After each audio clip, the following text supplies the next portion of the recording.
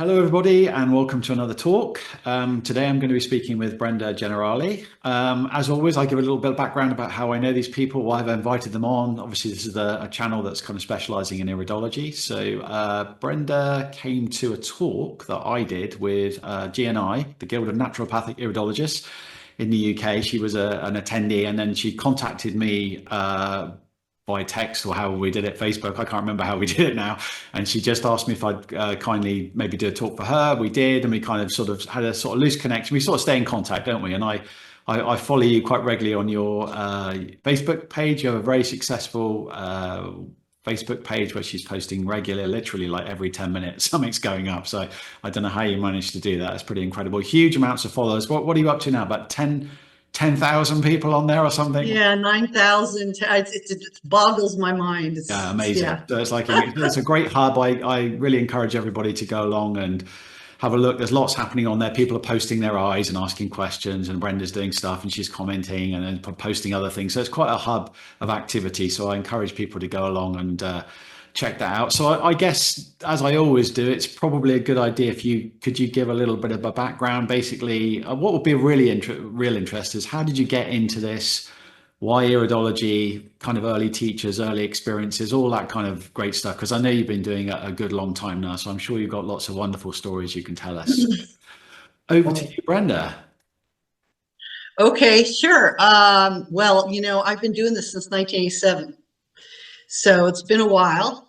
And I didn't get into it. The reason most people, or a lot of people get into it, I didn't get into it for the job. I got into it, for my health.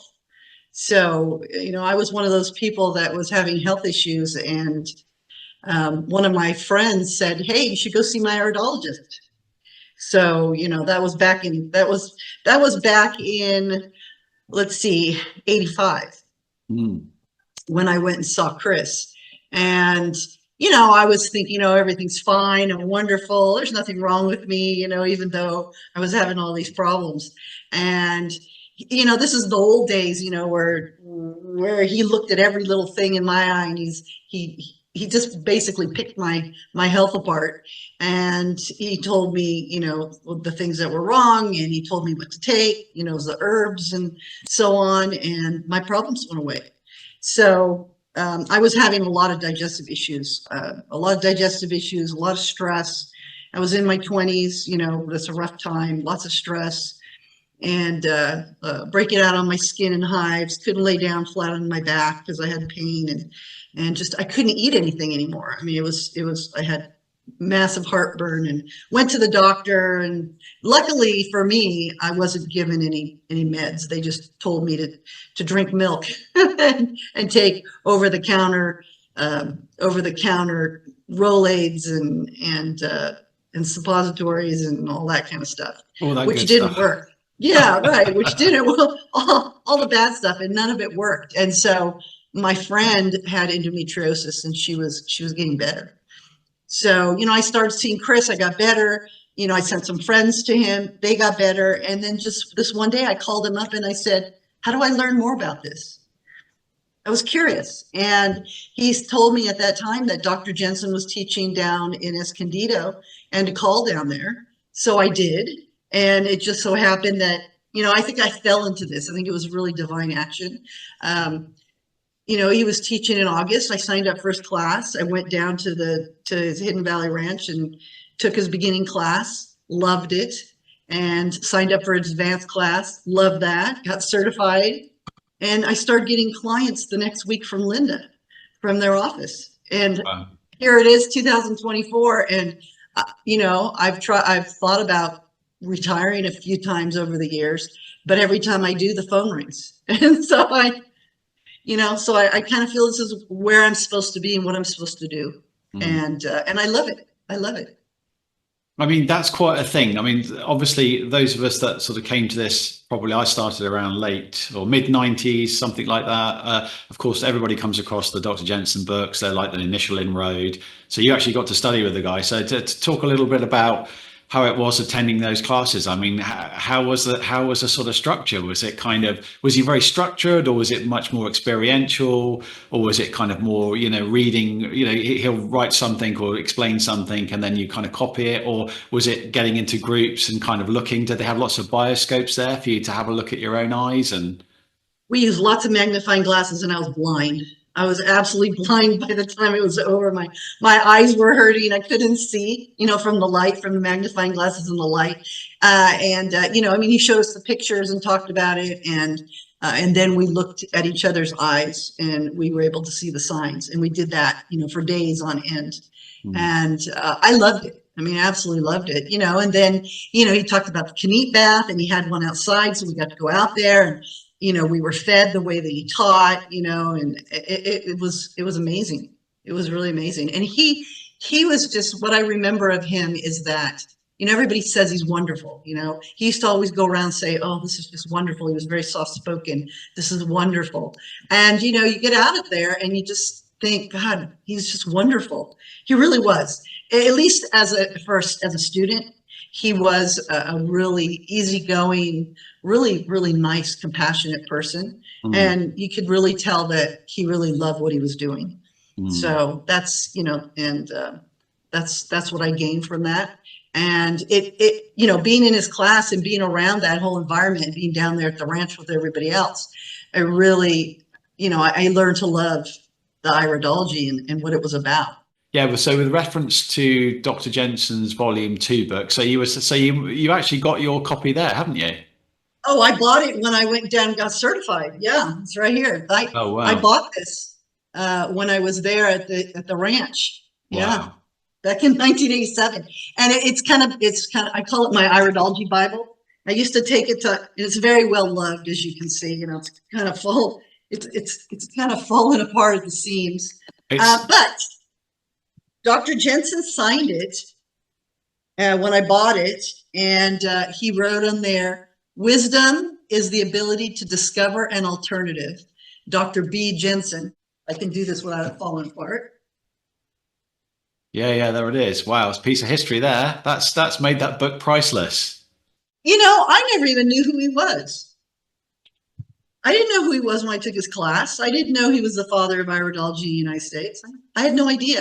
And then later, people are like, "You learned from Dr. Jensen?" I'm like, yeah. So, Wow. I had no idea. I had no idea. And this still has all the foils. It's got the transparency. It's an incredible. It's like a printer's worst nightmare. It'd be like, I mean, it's incredible reproductions in there. The photography for its time is really amazing. It's got the charts, all the fold-out charts, in here that he has. And I used to take it when I used to teach live in the hotels. I used to take this with me, and I'd let my students go through it. Oh, nobody gets to touch it anymore. I know. I put that in a safe now. That signature's made it priceless. Yeah, well, and it's just fallen apart, so.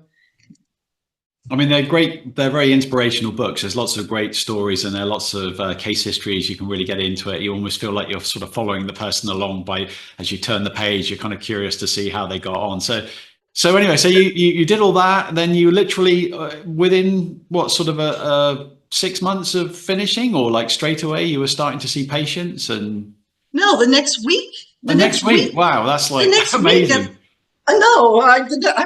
You know what? Nobody knew that I was stressed out. It was like the next week I got clients from San Francisco, and they came to my house to see me. And, I have to say, I didn't know what I was doing. I just followed what I was taught. I followed, what I learned in the class, and it worked. And they, when I talked to them later, they said they thought that I'd been doing iridology for years. So, and I just followed everything. And I learned quickly that,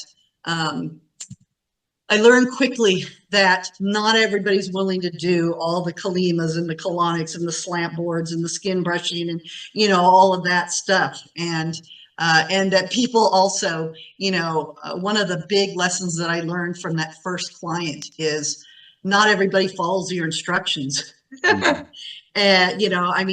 my first client, I put him on a cleanse with, psyllium and herbs and bentonite and all those things, to detox. And he called me up and he told me, he says, I have a friend that thought that 1 teaspoon was good, so he took 3. And he says, can you help him? Wow.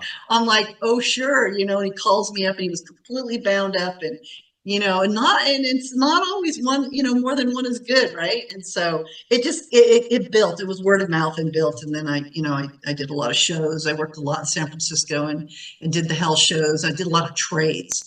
That I love that. I did so many trades in San Francisco. That's where I got my first massage, was trading iridology for massage. And my first chiropractic adjustment was in San Francisco. I traded iridology with chiropractor and got an adjustment. And so iridology, it wasn't just about iridology for me. It wasn't just about, having somebody look at my eyes and take some herbs. It just changed my life.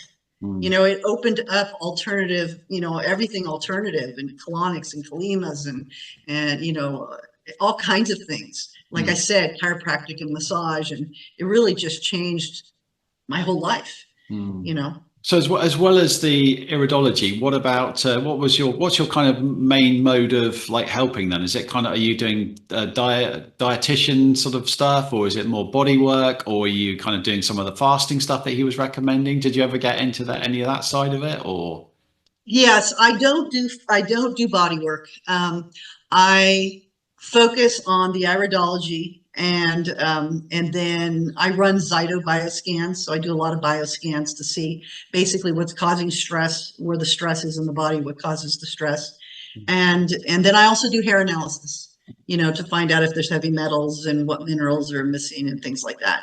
But I do a lot of iridology. I mean, that's been my focus for all these years, is iridology. And, looking at the eyes, looking at the genetic predispositions, looking at the pupils, the sclera, and doing all that. And now getting into the emotional iridology, since everybody is so very much interested in learning about, their emotions and their behaviors and what makes them tick and what makes them do the things they do and think the way they think and act the way they act and all those kinds of things. Right? And how did you what was your first exposure to that kind of work then? I suppose like early work, like the red work, were you kind of drawn to that when it came out, or did that kind of happen more, was that later, or, you're saying that people are getting more into the, like the behavioral side of it now. So what was your introduction to that? My introduction to that was IPA. So the International Iridology Practitioners Association. I'm an instructor for them. Okay, I recertified with IPA in 2020. And so I got certified for level 1, level 2, then I became an instructor. And that's physical iridology. And then when I took level 3, they taught RAID. And so, they taught RAID and many other things. I got certified in that, and then also became an instructor for that. And that was in 2021. So, and I'm just finding, and I'm sure you may have a different experience than I do, because I've been in physical iridology for so long. But now that I'm learned it, now the doors are kind of opening, and I have many more clients with so much trauma and, different stressors and, what's going on in the world and everything, that they're coming in and they're interested in the emotional iridology as well as the physical iridology. So, that's my experience with my clients. I think it's an amazing duet, if you like. If you bring those two together, it really does paint a much deeper picture. And, you can kind of flip flop between a little bit depending on the mood of the person you're speaking to. Like a friend of mine is a physical iridologist, but she obviously learned a little bit of the behavioral side. And she said she's almost a little bit reluctant to go there, because obviously you're seeing a patient, you're on a time constraint thing, and she's not really a counselor. She's there to kind of get to the bottom of a physical problem. But she said on the occasions that I do bring it up, immediately the sort of person's like on the edge of their seat, tell me more, tell me more. And she said, I have to be careful that it doesn't start unraveling this, this kind of can of worms where it gets so involved and so deep and so rich. So she appreciates there's that side to it. It's just, I guess, how much time do you get to explore that? It's a big topic, isn't it? I mean, were you surprised when you got into it? How much were you able to relate that, to go back and look at maybe case histories and say, okay, maybe I'll identify this is like I'm just trying to struggle to remember the 4 types in red. So you got like a shaker, flower, stream, and jewel, isn't it? So would you go back to Would you go back through your case histories and have a look and think, oh my God, yeah, I really remember that case and it's a stream as well, or something like that? Yeah, I had an experience the other day. I had a client come in and specifically asked for the emotional iridology, and I was going through it, and I kept popping into the physical because I was like, we can't just do the emotional iridology without the physical, because I've been trained in the physical, right? And so that's what I see when I look at the eye. And here I am talking about all the emotions and showing up based on, on the emotional iridology. And I kept noticing that I kept going into the physical. And that's right. I could sit there and talk to that person for hours, right? About all the different things that, that I could see and do. And so I guess that's where, the follow-up comes in, is that, we have to look at not giving too much information, not spending too much time, or overwhelming the client, right? And bringing them back for more information. If they want to come back and learn more, they can come back. But as I've learned, and I know that under every physical ailment, there's emotions. And so, and to get to the physical, you have to talk about the emotions. And I'm noticing that when people come in, they spend a lot of time just talking and downloading, and so I've become quite the person that sits there and listens, and, and just listens, and because that's really underneath everything. It's like, it's those emotions, right? So. Yeah, no, definitely. And also I find, do you find you're getting, just generally, not like a statistical analysis, but just generally, do you find you're tending to get a lot of your opposite structure coming to see you, or are you getting similar sort of people, similar eye structures to you? Just out of curiosity, have you noticed you tend to get a lot of one type? I get a lot of me. Yeah, well, yeah. I'm an anxiety tetanic, and I get a lot. I get a lot of the anxiety tetanic, and I get a lot of the mixed color. There's a lot of blue-eyed people here. It's mostly blue-eyed and mixed, and once in a while I'll get a brown-eyed person. But I get a lot of me. It's really funny. Yeah. I draw. Well, it's always a good gauge, I think. If you're getting your opposite, it's almost like, okay, you've kind of like, you've worked on your stuff. Now it's time to experience the opposite. If you're getting a lot of the same, it means maybe you're still stuck on something you need to understand. I do get the other types as well, but it is funny when I do notice I get a lot of the same personality as myself, which I can relate to, and maybe that's why I can relate to them, and they can relate to me in the same type of communication style, and we can relate in a lot of things. So I don't know. I just think it's interesting. Whoever walks in the door, walks in the door.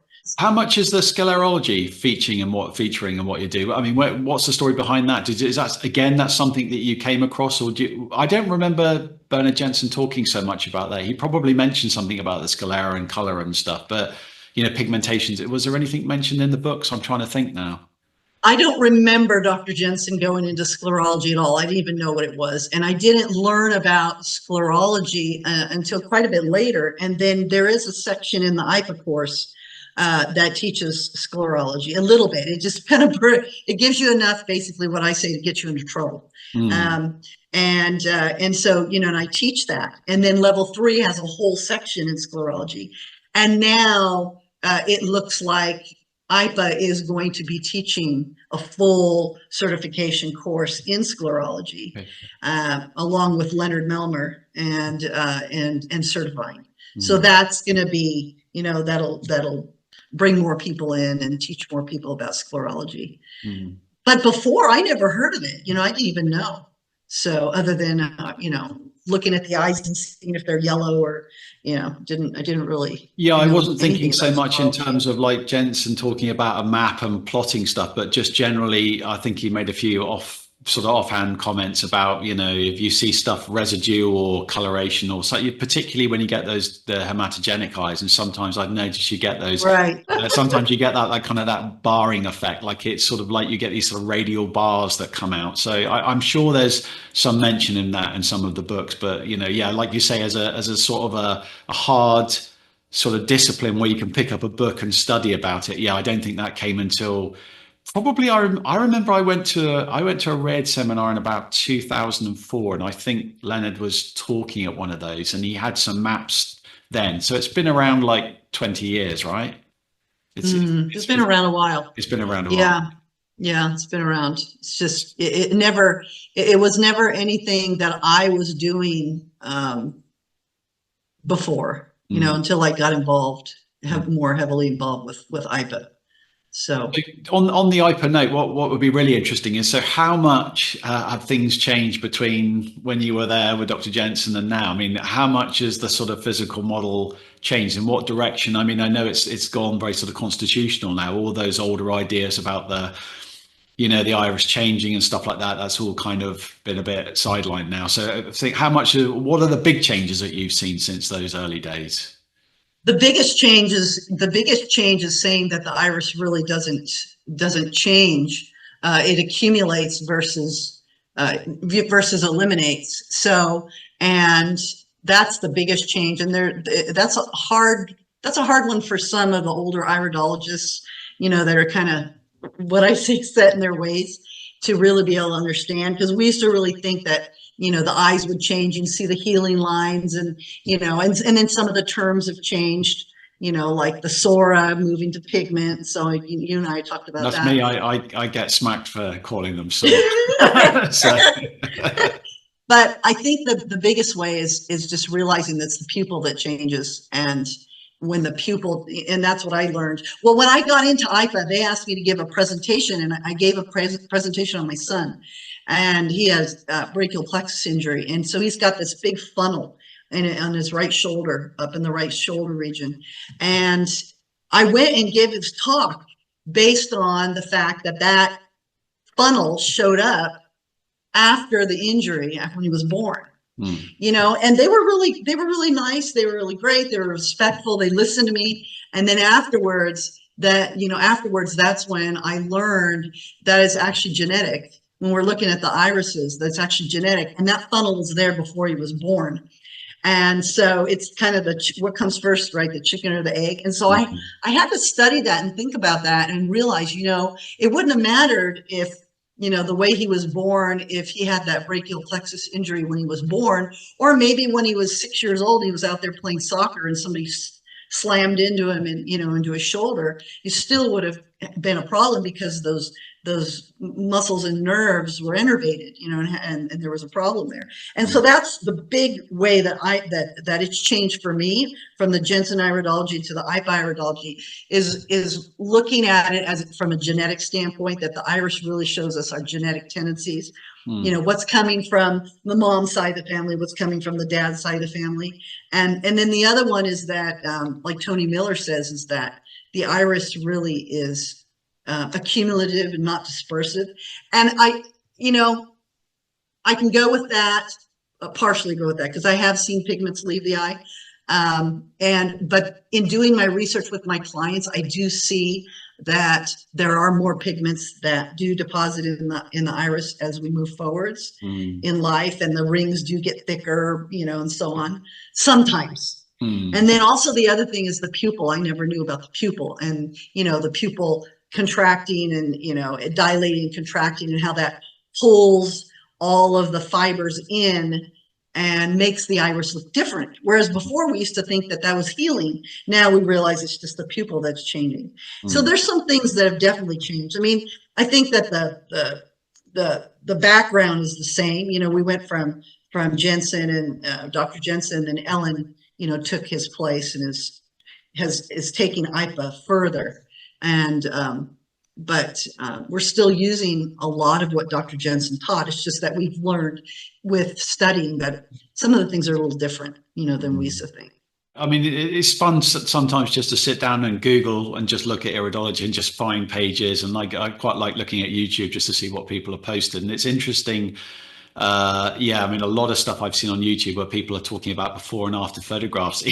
Either it's not even the same iris, even though they said this is the same iris, like with 10 years between, and you can see it's not, because the structure isn't remotely similar.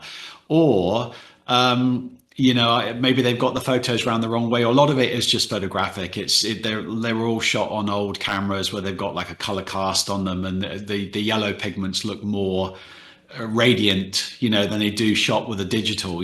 Obviously the digital age has allowed us to capture much instantaneous and much better images than we used to get with photographs. So there's that kind of photographic discrepancy as well. But I mean, I get quite a lot of people. I get a lot of flack from people saying, my eyes did change. They were brown and now they're blue. And whenever I say, well, send me some photos, and they'll say, well, and then I get sort of two photos turn up, and the first one will be shot on a Polaroid in the 1970s where you can't even see their eyes, and the next one was shot, 2 hours before on a digital camera, and they're sort of a greeny color, and they'll say they used to be brown and now they're blue. So it's very difficult to sort of explain to people, how. But it's interesting, you were saying you've seen some pigments disappear. So could you elaborate on that? That's quite interesting. I've not heard any. You're the first one to say that to me. So Yeah, well, and you know what? There are certain medications that can put pigments in the eyes, and then when people stop those medications, those pigments go away. It is possible that the few people, and it's not very many, the few people that I've seen where the pigments have gone away, they've stopped medicines. I had a lady at the Whole Life Expo that came, and she had 3 pigments distinct, and I wish I had after pictures. I didn't take after pictures, of course, right? I didn't take after pictures. it's like This was at the Whole UFOs, Life isn't it? It's like Expo. if only I'd taken a picture. If only I get a picture, and so I don't have proof, but I can remember. And she came to me, she had the pigments. I worked with her with the herbs and the supplements. She came back and the pigments were gone. Okay. And I wish, if I could go back in time just to do that, right? To take the pigments, the pictures. I've had a few people where they've lost pigments. But most people, we've noticed, they accumulate, and that's something that I do with follow-up when people come back. Like long-term clients will come back 6 months, 9 months, or a year. We'll look. I'll bring them back and say, okay, we're going to take new pictures, and let's see if you have any new pigments, and let's see if your rings are the same, or those tophi are the same, or if anything's changed, and so we'll, I've got the screen up here, and so I'll project the pictures up there, and we'll look. And it's fun because they're involved in it too, and we're looking, and I'm always happy when I don't see any pigments, and so it's I really enjoy looking at the eyes and comparing and seeing what's changed and so on. I remember when I was training in Sri Lanka in the early 2000s, and there was a doctor there. He was kind of like the head doctor. Everyone, he used to come in for one session on a Saturday, and it was like a real special time. All the other doctors would sit in to listen to him. And I met this guy for the first time, and he really threw me because he had like blue eyes or bluish color eyes. And I looked again, and it was just the corneal arcus was just so big. It was kind of diffracting all that, and it gave it a sort of like a grayish blue appearance. It was the most curious thing to see this sort of small Sri Lankan guy who's very sort of, and these sort of bluish gray eyes. It was really odd, but it was just these rings that were giving that effect. And that's really sort of stuck with me, how much a difference those, I call them endurance rings, but I mean, I'm not sure the rare terminology or what's the current terminology in the physical model that you find most. Lipemic, which is the diathesis, right? Which is the genetic tendency, right, for cardio and blood sugar and all that kind of stuff. And then RAID is it determination? It could be determination, maybe. We'll check later. Maybe. We'll go back and have a review. So yeah, I mean, that aside, those rings are quite spectacular. That's a definite change. Some of the other ones. Do you do any work with the inner pupillary border? Are you kind of looking at that's a really small ring, the smallest and hardest to see. Are you doing any work with I do a lot with the pupil, and you had mentioned about my favorite thing in the eye, and I think I think my favorite now is hippus.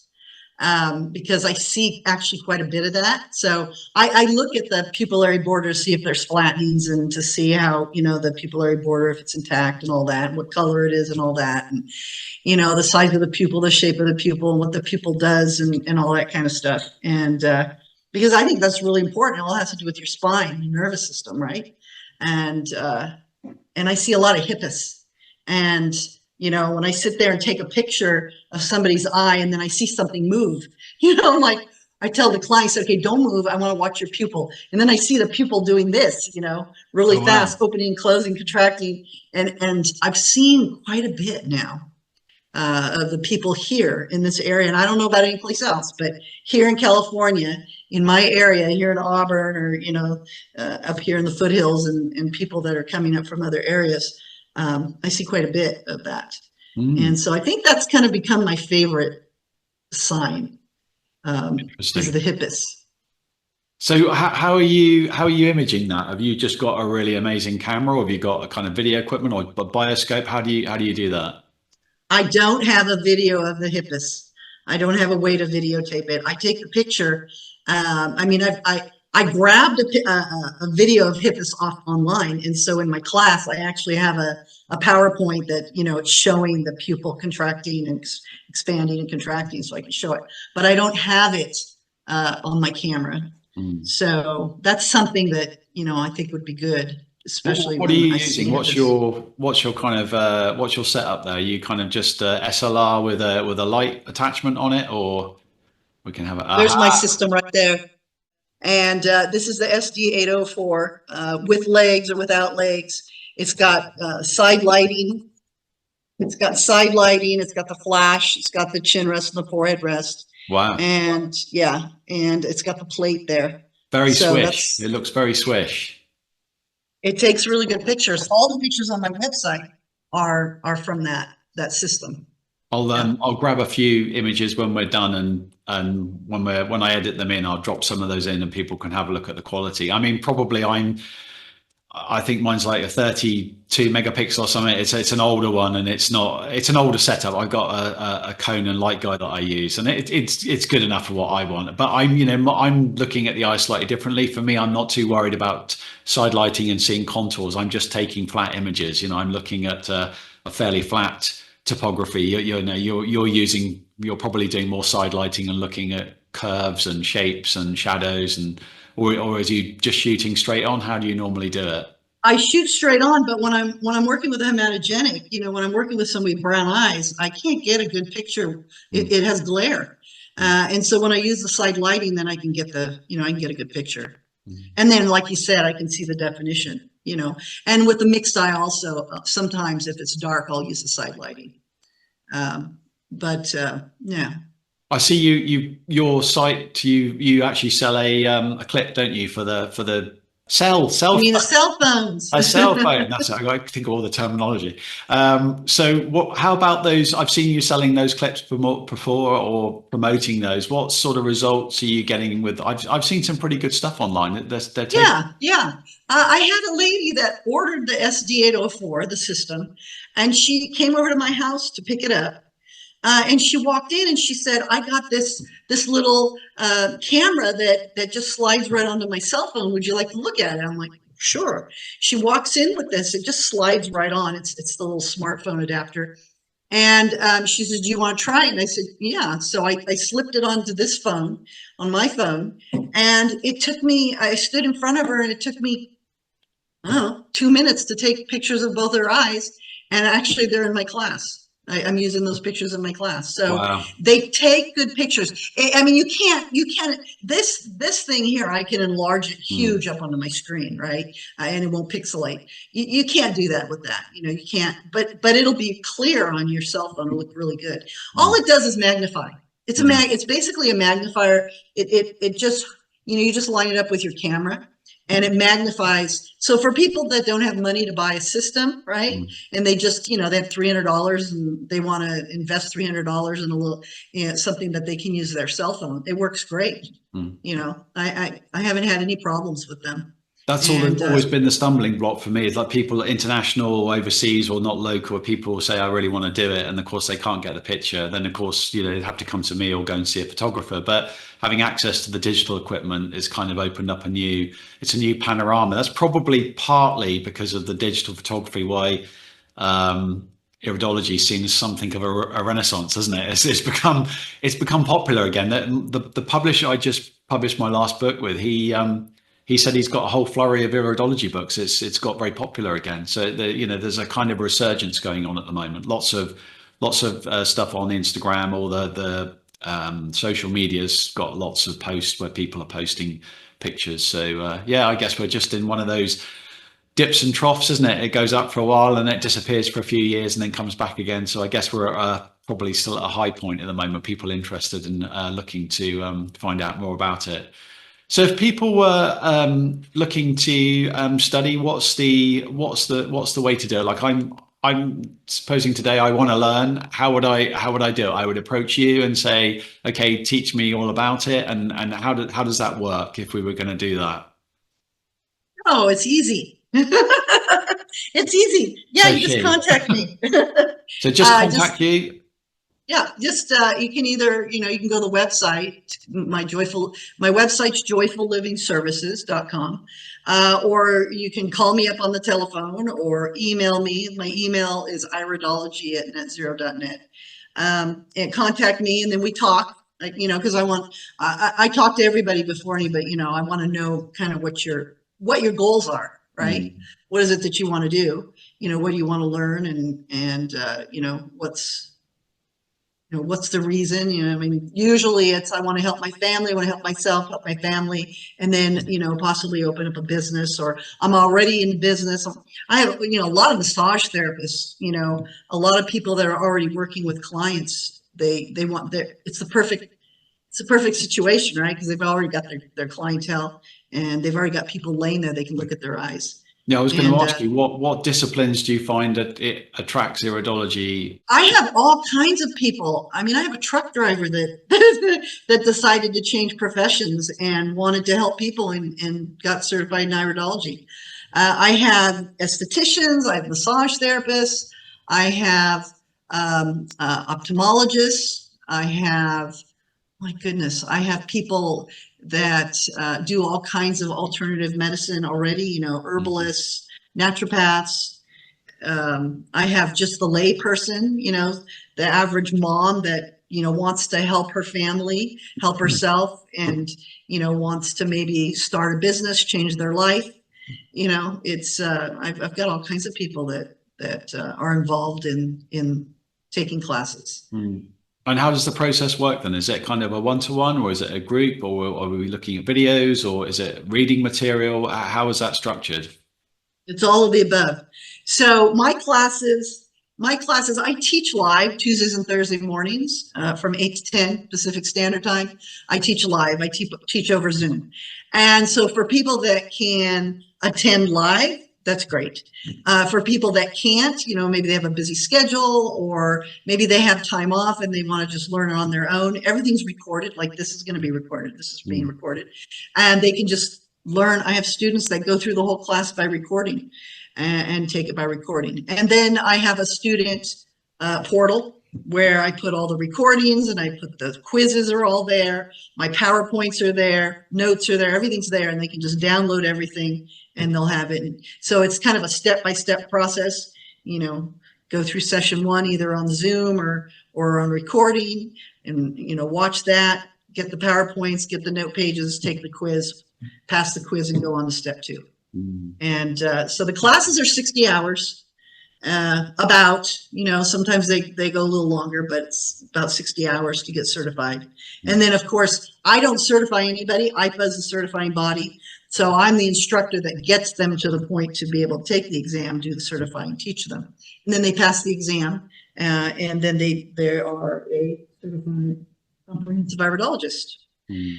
And that's for level 1, level 2. And then if they want to take level 3, that's an advanced level. And then they can take level 3 and take the exam with IPA as well. What's in the third level then that's not covered in The third level has some John Andrews information. It has information on RAID.